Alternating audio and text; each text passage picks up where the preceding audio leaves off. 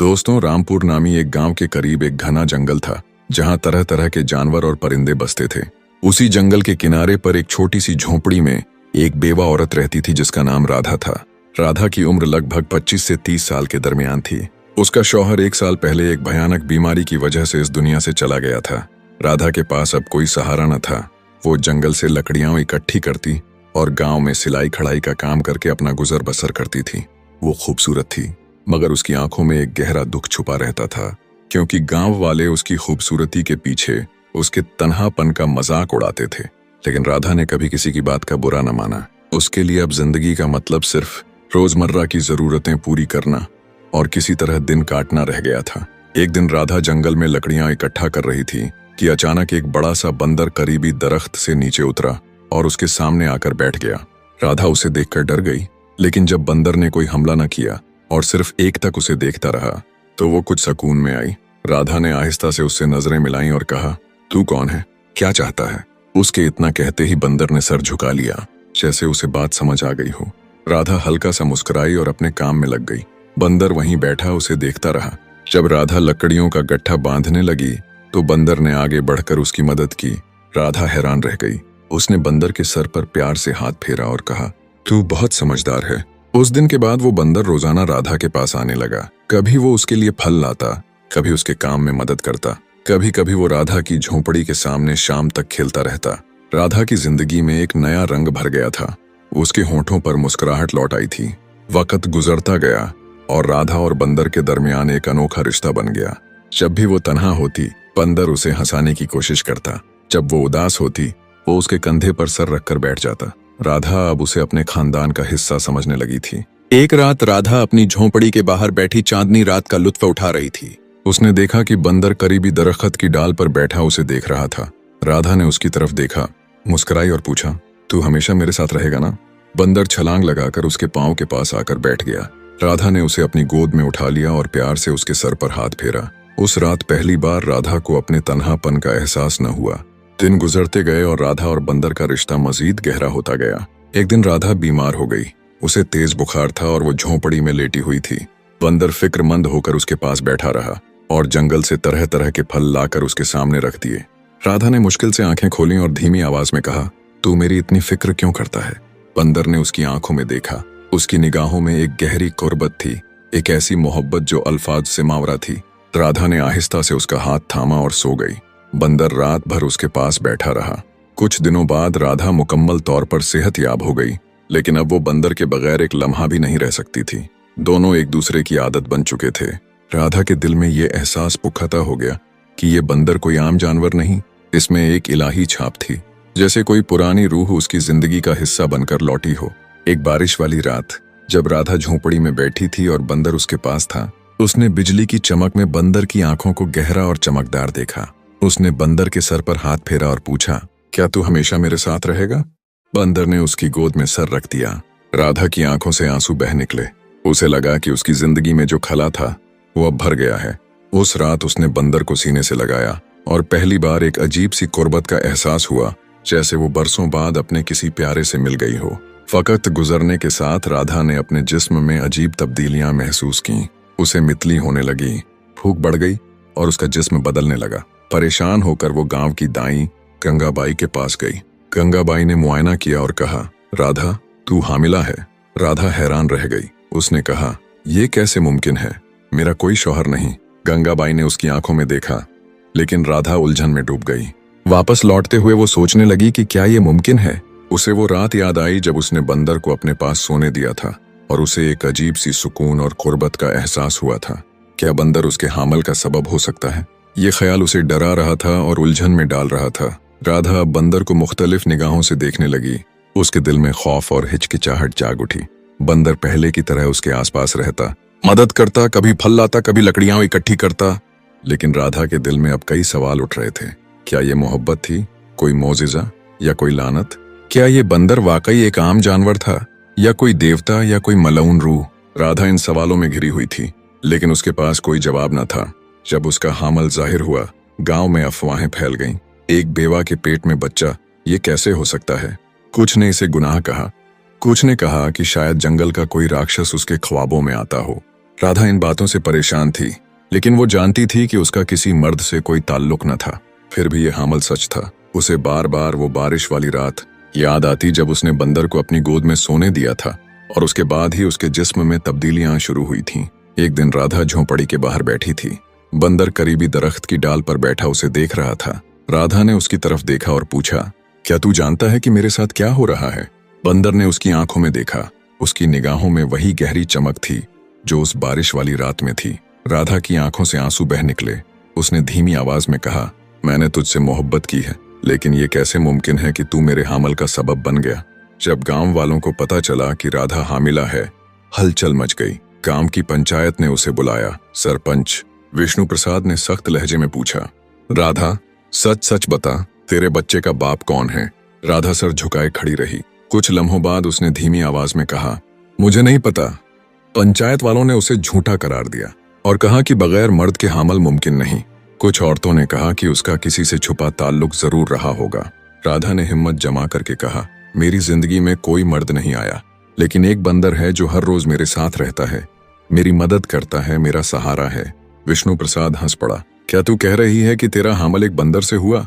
गांव वाले जोर जोर से हंस पड़े, लेकिन राधा के चेहरे पर संजीदगी थी। उसने कहा, मैंने कभी किसी से कोई ताल्लुक नहीं रखा। मुझे नहीं पता ये कैसे हुआ, लेकिन जब से ये बंदर मेरी जिंदगी में आया, सब कुछ बदल गया। गांव वालों ने उसे नापाक समझ लिया और उससे किनारा कशी इख्तियार कर ली। औरतें उससे बात करना बंद कर गईं। बच्चे उसकी झोंपड़ी के पास खेलने न आते। राधा मुकम्मल तौर पर तन्हा हो गई। उसे डर था कि वो इस दुनिया में अपने बच्चे के साथ कैसे जिएगी। उसने एक छोटी सी झोंपड़ी बनाई थी, लेकिन खौफ उसे रातों को जगाए रखता था। वो अपने पेट पर हाथ फेरती और उस जान की हरकतें महसूस करती जो उसके अंदर पल रही थी, लेकिन उसका दिल अभी भी उलझन में था। एक दिन वो अकेले झोंपड़ी में थी कि बंदर आया और आहिस्ता से उसके सामने घुटनों पर सर रख दिया। राधा ने उसकी आंखों में देखा और पूछा, क्या तू मुझसे कुछ छुपा रहा है? बंदर की आंखों से आंसू टपक पड़े। राधा चौंक उठी। उसने बंदर का हाथ पकड़ा और एक गहरी कुर्बत महसूस की, लेकिन इससे पहले कि वो कुछ और समझ पाती, बंदर अचानक उठा और जंगल की तरफ भाग गया। राधा ने आवाज दी, कहाँ जा रहा है? लेकिन बंदर ने पलट कर न देखा। राधा हैरान होकर वहीं बैठ गई। अगले दिन गांव में एक सूफी बुजुर्ग स्वामी निरंजन तशरीफ लाए। गांव वालों ने उन्हें राधा की हालत के बारे में बताया। स्वामी निरंजन ने गहरी सांस ली और कहा, यह कोई आम बंदर न था, ये एक इलाही रूह थी जो किसी लानत की वजह से बंदर की शक्ल में थी। जब उसने तेरे साथ सच्ची मोहब्बत का तजुर्बा किया, उसकी लानत टूट गई। राधा ने हैरत से पूछा, क्या मेरा बच्चा वाकई इलाही है? स्वामी ने संजीदगी से कहा, हाँ, ये बच्चा इंसान और इलाही मोहब्बत की पैदाइश है, लेकिन इसके जन्म के साथ बड़ी आजमाइशें भी आएंगी। उसे अपने मुकद्दर के लिए सख्त जद्दोजहद करनी होगी। राधा ने कांपते हुए पूछा, ये कैसी आजमाइशें हैं? स्वामी ने जवाब दिया, ये बच्चा खास ताकतों से माला माल होगा, लेकिन तारीख कुव्वतें भी इसके मुकाबले में जाग उठेंगी। तुझे अपने बच्चे की हिफाजत करनी होगी। राधा की आंखों में खौफ और अज़्म दोनों झलक रहे थे। उसने पूछा, लेकिन वो बंदर कहाँ गया? स्वामी ने कहा, वो अपनी असल शक्ल में लौट चुका है। उसने अलूहियत हासिल कर ली है, लेकिन जब खतरा आएगा वो जरूर लौटेगा और तेरी मदद करेगा। फकख्त गुजरता गया। राधा का हामल बढ़ता गया, लेकिन गांव वाले उसे शक की निगाह से देखते रहे। फिर भी उसके दिल में एक नई ताकत जाग उठी थी। उसे यकीन था कि वो अपने बच्चे की हिफाजत कर सकेगी। एक दिन वो जंगल में लकड़ियां इकट्ठा करने गई कि अचानक घने दरख्तों के बीच से एक डरावनी आवाज आई। उसने देखा कि एक बहुत बड़ा काला सांप फन फैलाए उसके सामने खड़ा था। डर के मारे वो पीछे हटना चाहती थी, लेकिन सांप उसकी तरफ बढ़ने लगा। घबराकर उसने आंखें बंद कर लीं। अचानक हवा में हलचल हुई। जब उसने आंखें खोलीं तो देखा कि बंदर उसके सामने खड़ा था। उसकी आंखों में तेज चमक थी। उसने सांप पर छलांग लगाई और उसे धकेल दिया। सांप फुंकारा और अंधेरे में गायब हो गया। राधा कांपती हुई बंदर की तरफ देख रही थी। बंदर ने उसकी आंखों में देखा। उसकी निगाहों में वही कुर्बत झलक रही थी। इससे पहले कि राधा कुछ कहती, बंदर जंगल की तरफ भाग गया। राधा अब समझ चुकी थी कि उसका बच्चा कोई आम बच्चा नहीं, बल्कि एक इलाही ताकत उसके पेट में पल रही थी। बंदर का अचानक नमूदार होना और सांप से उसकी हिफाजत करना इस बात का सबूत था कि कुछ बड़ा होने वाला है। फिर भी उसके दिल में शकूक थे। क्या वो बंदर वाकई एक इलाही रूह था? अगर वो किसी अर्शे का अवतार था, तो उसने उसे अकेला क्यों छोड़ दिया? वो सांप कौन था? इन हल न होने वाले सवालों की वजह से उसकी बेचैनी बढ़ती जा रही थी। जब उसका हामल अपनी मुद्दत के करीब पहुंचा, उसका जिस्म भारी हो गया और उसे चलने फिरने में दुश्वारी होने लगी। गांव की औरतें अब भी उससे दूरी बनाए हुए थीं। राधा के लिए एक एक दिन काटना मुश्किल हो रहा था। एक रात तेज आंधी आई, आसमान में बिजली कड़क रही थी। राधा अपनी झोंपड़ी में अकेली बैठी थी कि उसे अचानक बाहर किसी के चलने की आहट सुनाई दी। उसने आहिस्ता से दरवाजा खोला तो देखा कि एक काले कपड़े में लिपटा हुआ शख्स उसकी झोंपड़ी के सामने खड़ा था। तुम कौन हो? राधा ने डरते हुए पूछा। उस शख्स ने हाथ बढ़ाया। उसके चेहरे पर अजीब सी चमक थी, लेकिन उसकी आंखों में जुल्म झलक रहा था।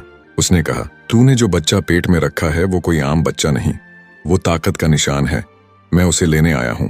राधा पीछे हटी और पूछा, तुम कौन हो? वो शख्स जोर से हंसा। उसकी आवाज गूंज उठी, मैं राक्षस भीमासुर हूँ। उस इलाही रूह ने तुझे हामिला किया है। राधा ने अपने पेट पर हाथ रखकर कहा, तू मेरे बच्चे को कोई नुकसान नहीं पहुंचा सकता। भीमासुर ने हंसते हुए कहा, मुझसे बचना नामुमकिन है। वो राधा की तरफ बढ़ा ही था कि जंगल से एक गरज सुनाई दी। अंधेरे में दो चमकती हुई आंखें नजर आईं। वो बंदर था। उसकी आंखों में आग जल रही थी और उसके जिस्म से तेज रोशनी फूट रही थी। उसने छलांग लगाकर भीमासुर के सामने खड़े होकर उसका त्रिशूल पकड़ लिया और उसे वापस फेंक दिया। दोनों के दरमियान जबरदस्त लड़ाई शुरू हो गई। राधा डर के मारे अपनी झोंपड़ी के दरवाजे पर खड़ी सब देख रही थी। बंदर ने बड़ी चालाकी से भीमासुर के हर वार को नाकाम किया। फिर अचानक उसने पूरी ताकत से भीमासुर के सीने पर जोरदार वार किया। भीमासुर जमीन पर गिर पड़ा और दर्द से कराहने लगा। आसमान में बिजली कड़की और इलाही रोशनी फैल गई। भीमासुर का जिस्म धुएं में बदलकर गायब हो गया। बंदर ने राधा की तरफ देखा। उसकी आंखों में मोहब्बत और सुकून था।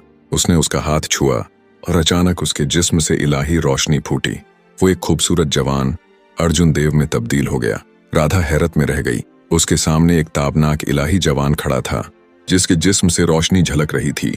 उसने कहा, मैं कोई आम बंदर नहीं था राधा, मैं एक अरशी का बेटा हूँ जिस पर लानत थी कि जब तक मैं किसी औरत की मोहब्बत की आजमाइश न दूं, बंदर की शक्ल में रहूंगा। तेरी बेलौस मोहब्बत ने मेरी लानत तोड़ दी। राधा ने हैरत से पूछा, तूने मुझसे मोहब्बत क्यों की? उसने कहा, क्योंकि तेरी मोहब्बत खालिस और बेगरज थी। उसने मजीद कहा, तेरे पेट में पलने वाला बच्चा कोई आम बच्चा नहीं, ये कायनात के तवाजुन का निशान है। लेकिन भीमासुर जैसे राक्षस इसके जन्म को रोकने की कोशिश करेंगे। तुझे इसकी हिफाजत करनी होगी। राधा ने उसका हाथ पकड़ा और पूछा, तूने मुझे अकेला क्यों छोड़ दिया? अर्जुन देव ने कहा, मैंने तुझे इसलिए छोड़ा ताकि तेरी मोहब्बत का इम्तिहान लूं। मैं देखना चाहता था कि क्या तू मेरे बगैर अपने बच्चे की हिफाजत करेगी। तूने साबित कर दिया कि तू एक सच्ची माँ है। राधा की आंखों से आंसू बह निकले। उसने उसे सीने से लगाकर कहा, मैं तुझे कभी नहीं जाने दूंगी। अर्जुन देव ने कहा, अब मैं तुझे कभी नहीं छोड़ूंगा, लेकिन तेरे बच्चे की हिफाजत के लिए मुझे अपनी इलाही शक्ल में लौटना होगा। जब तुझे या तेरे बच्चे को खतरा होगा, मैं वापस आऊंगा। राधा ने घबरा कर कहा, लेकिन अगर तू चला गया तो मैं अकेली कैसे रहूंगी? उसने उसका चेहरा हाथों में थाम कर कहा, तेरे दिल की ताकत तेरी हिफाजत करेगी और मैं हमेशा तेरे साथ हूंगा, चाहे तू मुझे देख न सके। उसने राधा का हाथ छोड़ा और दोबारा इलाही रोशनी में लिपटकर बंदर की शक्ल में लौट आया। बंदर ने उसे आखिरी बार मोहब्बत से देखा और जंगल की तरफ दौड़ गया। राधा वहीं बैठी रही। उसके दिल में खौफ और मोहब्बत का इम्तिजाज था। वो जानती थी कि उसके पेट में पलने वाला बच्चा सिर्फ उसका मुकद्दर नहीं, बल्कि कायनात के मुस्तकबिल का मुहाफिज है। जब उसका हामल अपनी मुद्दत के करीब पहुंचा, गांव वाले उसे शक की निगाह से देखते रहे, लेकिन राधा के दिल में अब कोई शक या खौफ न था। उसे यकीन था कि उसके बच्चे का जन्म एक इलाही मकसद के लिए हो रहा है। एक सुबह गांव में अजीब हलचल मच गई। आसमान पर अंधेरा छा गया, दरख्त जोर से हिलने लगे और परिंदे खौफ से इधर उधर उड़ने लगे। राधा झोंपड़ी से बाहर आई तो देखा कि गांव के किनारे भीमासुर खड़ा था। उसकी सुरख आंखों में गुस्से की आग जल रही थी। उसने गरज कर कहा, मैं वापस आ गया हूं, मैं तेरे बच्चे को जन्म लेने नहीं दूंगा। राधा ने सुकून से कहा, तू मेरे बच्चे को छू भी नहीं सकता।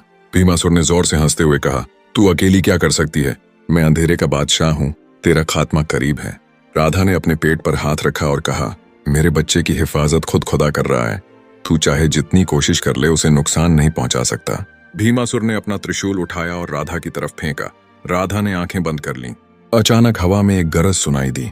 उसने देखा कि बंदर उसके सामने खड़ा था। उसकी आंखों से आग निकल रही थी। उसने त्रिशूल हवा में पकड़ लिया और उसे भीमासुर की तरफ फेंक दिया। त्रिशूल भीमासुर के सीने में पिवस्त हो गया और वो दर्द से चीख उठा। बंदर ने कहा, भीमासुर, तेरा खात्मा करीब है, अब तू इस कायनात का हिस्सा नहीं रहेगा। बंदर ने छलांग लगाकर भीमासुर के सर पर जोरदार वार किया। उसका जिस्म जलने लगा और राख में बदल गया। बंदर राधा की तरफ आया। उसकी आंखों में मोहब्बत और सुकून था। उसने उसका हाथ छुआ और कहा, अब तुझे अपने मुकद्दर का सामना करना है। अचानक राधा को शदीद दर्द का एहसास हुआ और वो जमीन पर बैठ गई। बंदर ने उसके सर पर हाथ रखा और उसे लगा जैसे एक इलाही ताकत उसके अंदर समा रही हो। दर्द के बीच एक नरम रोशनी नमूदार हुई और एक बच्चे के रोने की आवाज गूंज उठी। राधा ने देखा कि उसकी गोद में एक इलाही बच्चा था जिसके जिस्म से सुनहरी रोशनी निकल रही थी। बंदर ने बच्चे की तरफ देखा और कहा, यह बच्चा इंसान और देवता के मिलाप का निशान है। ये दुनिया में सच्चाई और धर्म कायम करेगा। इसकी हिफाजत करना तेरा फर्ज है। राधा ने बच्चे को मोहब्बत से गोद में उठाया और कहा, मैं इसकी हिफाजत जरूर करूंगी। बंदर ने मुस्कुराते हुए कहा, अब मेरा काम पूरा हो चुका है। राधा ने घबराकर कहा, अब तू मुझे छोड़कर ना जा। उसने कहा, अब मुझे अपनी असली शक्ल में लौटना है, लेकिन जब तुझे मेरी जरूरत होगी मैं जरूर लौटूंगा। राधा ने बच्चे को गोद में उठाया और कहा, मैं जानती हूं कि तू मुझे कभी अकेला नहीं छोड़ेगा। बंदर ने उसे मोहब्बत से देखा और सुनहरी रोशनी में लिपट कर गायब हो गया। राधा ने आसमान की तरफ देखा और महसूस किया कि उसकी जिंदगी अब एक नई सिमत में बढ़ चुकी है। गांव वाले जो पहले उसे नापाक समझते थे अब उसे देवी की तरह पूजने लगे। राधा ने अपने बेटे कृष्णा की परवरिश बड़ी मोहब्बत और हिम्मत से की।